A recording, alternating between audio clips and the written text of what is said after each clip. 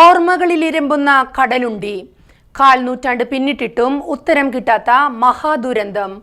കോടതിയലക്ഷ്യ നടപടികളും ജനകീയ പ്രതിഷേധങ്ങളും ഉണ്ടായിട്ടും ശാസ്ത്രീയമായ ഒരു നിഗമനത്തിലെത്താൻ അധികാരികൾക്ക് ഇതുവരെ കഴിഞ്ഞില്ല. ഒരു വലിയ ദുരന്തം നടന്ന് 25 വർഷം കഴിഞ്ഞിട്ടും കാരണം കണ്ടെത്താനാവാത്തത് ഇരകളോടും നാട്ടിലെ ജനങ്ങളോടും കാണിക്കുന്ന ഏറ്റവും വലിയ ക്രൂരത.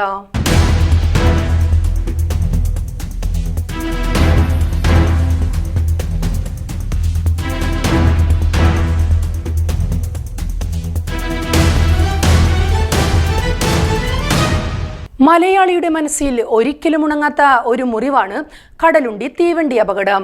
25 വർഷങ്ങൾക്ക് മുമ്പ്, കൃത്യമായി പറഞ്ഞാൽ 2001 ജൂൺ 22-ന് ശാന്തമായി ഒഴുകിയിരുന്ന കടലുണ്ടി പുഴ ചോരക്കടലായി മാറിയ ആ കറുത്ത വെള്ളിയാഴ്ച കേരളം ഒരിക്കലും മറക്കില്ല.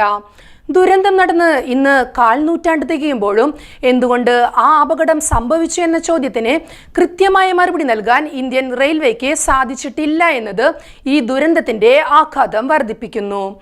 മംഗലാപുരത്ത് നിന്നും ചെന്നൈയിലേക്ക് പോകുകയായിരുന്ന train number 6602 Mangalapuram Chennai express വൈകുന്നേരം 5:15 കടലുണ്ടി പാലത്തിലേക്ക് പ്രവേശിച്ചപ്പോഴാണ് ദുരന്തം സംഭവിച്ചത്.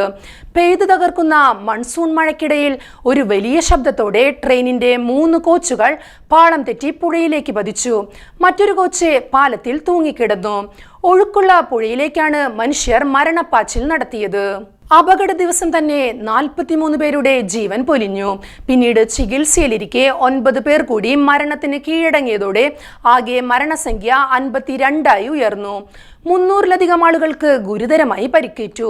അവരിൽ പലരും ജീവിതകാലം മുഴുവൻ ആ ദുരന്തത്തിന്റെ ശാരീരികവും മാനസികവുമായ ആഘാതങ്ങൾ പേറിയാണ് ജീവിക്കുന്നത്.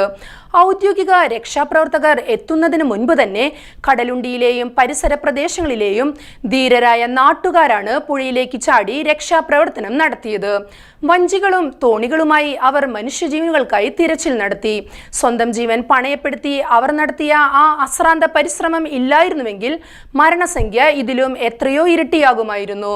ദുരന്തമുഖത്ത് കേരളം കണ്ട ഏറ്റവും വലിയ മാനവികതയുടെ പ്രതീകമായിരുന്നു കടലുണ്ടിയിലെ സാധാരണക്കാരായ ജനങ്ങൾ. കാൽനൂറ്റാണ്ട് പിന്നിട്ടിട്ടും ഈ ദുരന്തത്തിന് പിന്നിലെ യഥാർത്ഥ കാരണം എന്താണെന്ന് കണ്ടെത്താൻ കഴിഞ്ഞിട്ടില്ല എന്നത് റെയിൽവേ സംവിധാനങ്ങളുടെ വലിയ പരാജയവും അനാസ്ഥയുമാണ് കാണിക്കുന്നത്. അപകടത്തെക്കുറിച്ച് അന്വേഷിക്കാൻ റെയിൽവേ സുരക്ഷാ കമ്മീഷണറുടെ നേതൃത്വത്തിൽ അന്വേഷണം നടന്നിരുന്നു. എന്നാൽ ഒന്നിനൊന്ന് വിരുദ്ധമായ കണ്ടെത്തലുകളാണ് പിന്നീട് പുറത്തു വന്നത്.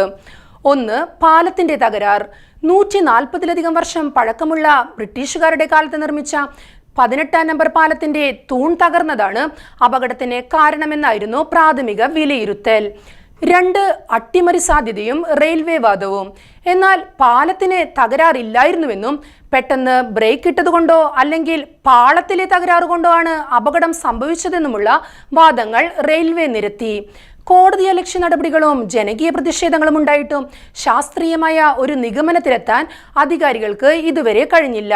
കൃത്യമായ ഒരു കാരണം പുറത്തുവിട്ടാൽ റെയിൽവേയുടെ ഭാഗത്തു നിന്നുള്ള സുരക്ഷാ വീഴ്ചകൾ സമ്മതിക്കേണ്ടി വരും എന്നതുകൊണ്ടാണ് അന്വേഷണം വഴിമുട്ടിച്ചതെന്ന ആക്ഷേപം ശക്തമാണ്.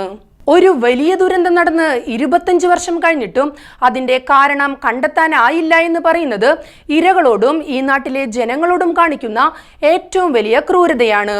അപകടത്തിൽ നിന്ന് അത്ഭുതകരമായി രക്ഷപ്പെട്ടവരും പ്രിയപ്പെട്ടവരെ നഷ്ടപ്പെട്ടവരും ഇന്നും ആ ഓർമ്മകളിൽ ജീവിക്കുന്നു.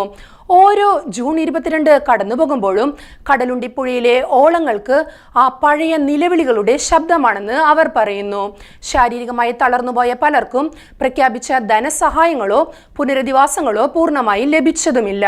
കടലുണ്ടി റെയിൽവേ അപകടം കേവലം ഒരു പ്രകൃതി ദുരന്തമായിരുന്നില്ല, മറിച്ച് റെയിൽവേയുടെ കൃത്യവിലോപത്തിന്റെയും പഴഞ്ചൻ ഇൻഫ്രാസ്ട്രക്ചറിന്റെയും നേർചിത്രമായിരുന്നു. ഇനിയൊരു കടലുണ്ടി ആവർത്തിക്കാതിരിക്കാൻ പാതകളുടെയും പാലങ്ങളുടെയും സുരക്ഷ ഉറപ്പാക്കുക മാത്രമാണ് പോംവഴി. അതോടൊപ്പം ഈ ദുരന്തത്തിന്റെ 25-ാം വാർഷികത്തിലെങ്കിലും അധികാരികൾ കണ്ണു തുറക്കുമെന്നും കാലം മറച്ചുവെച്ച ആ സത്യം പുറത്തു കൊണ്ടുവരുമെന്നും നമുക്ക് പ്രത്യാശിക്കാം.